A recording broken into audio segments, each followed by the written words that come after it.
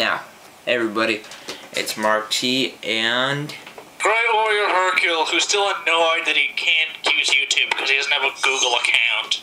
yes. Anyways, today we're gonna be talking about a series that has monsters and creatures Dinosaur King! and a guy that wears Pokemon! a hat backwards. Dinobots? There's more. Mega Man and Warriors. Anyways, the series we're gonna Something Fang, I think. The series we're gonna be talking about is also a very famous video game series, and it is It is Dinosaur King. Monster Ranchers. Anyways, Legends. will you shut up? Oncoming Night. Anyways. Fighting. Oh no, I'm not gonna do fighting Budons. Anyways. Then why not fighting Budons? Anyways, Monster Ranchers is a game from when we were both kids. I think I was like about 10 when the series was on YTV, before YTV started to suck. It has no more good cartoons. Anyways, we're not here to slander about YTV's suckiness now. We're here to talk about the series. The Monster Rancher series has been on for quite a while. It was taken off YTV after the first season had ended with a very crappy ending. But then that was really depressing. But then I ended up finding out there was actually, like, the rest of the series did come to North America. It was just never put on TV, and I ended up finding all the rest of the episodes on YouTube. Anyways, it was a good series, you know? It had a lot of great characters, had a lot of funny times, and in the Japanese one especially, it had depressing times too. Was the dog thing in the English version? No, I actually never remember seeing a dog scene in the show. Huh. Yeah, it's weird. Yeah, we just were looking up theme music for the... because we were going to have theme music, but we then saw the dog thing, and it was really depressing. Very. So we are so sad that YouTube cannot play music because it is crying. Yep. It's crying like Dan Hibiki, manly tears of sadness. Yes. Anyways, so let's talk about the series more.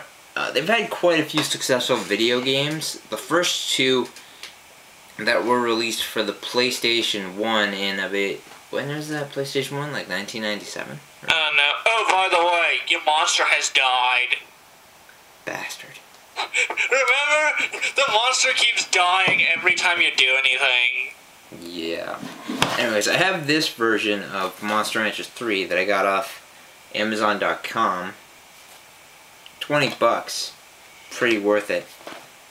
One of the most famous aspects of the Monster Ranchers games was just the fact that you could use regular DVDs or music CDs.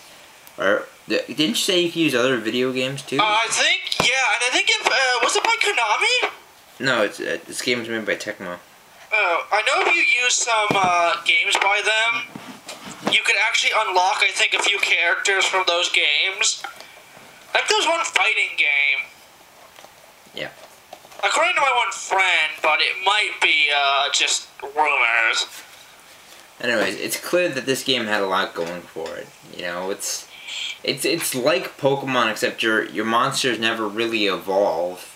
But they do die. Yeah, they do die in very sad moments. But one interesting aspect I found about the Game Boy Advance ones, which were, yes, actually quite successful, even for being on the Game Boy Advance, you could fuse monsters together in that one. I found that really interesting. It's weird. Anyways, you got anything more to say about this? Yeah, apparently you could get I think you could get a guy from a game, apparently. Yeah, apparently from Tecmo's Deception game for the PS1, you can unlock a secret character called Rebaden or something like that, who's apparently a character. One unfortunate aspect is that the series has yet to shine light in the 2011s, but in 2010 there was a release of the Monster Hunter DS game, which I have yet to play or even see in any store. But when I do, I'll be sure to show it up on YouTube. People that like seeing video games and animes. So let's do a recap of this series. Basically, if you don't know the story, and you probably don't because it's actually a pretty old series in itself, it's about a young man named Genki that ends up going to a world that he kept believing was actually real. Digimon! So yeah, he ends up getting transported in there when two characters from the actual world try and summon a monster from a mystery disc, which all these monsters are held in, instead of Pokeballs. Yeah, it was different. Anyways, he ends up finding friends, and he ends up being the key to creating this ultimate monster to destroy the ultimate evil in the series, which was named Mu. I don't really know what the Japanese name was, but he was a lot more intimidating than he sounds. Yes. He had a very high voice. Truly a fearsome being. Anyways, in all aspects, the show was very good. You know, there was no real downside of it, except for the depressing moments. Which actually add more character to a series, because it's not afraid to have more emotional scenes. Yeah, although Pokemon did. Pokemon may have had more, but that's more because Pokemon's been around for a lot longer. Yeah. Anyways, let's give our total out of 5. We'll both give a score. I give this series a 5 G-caps out of 10. I, however, I give it the lowest rating a reviewer can give.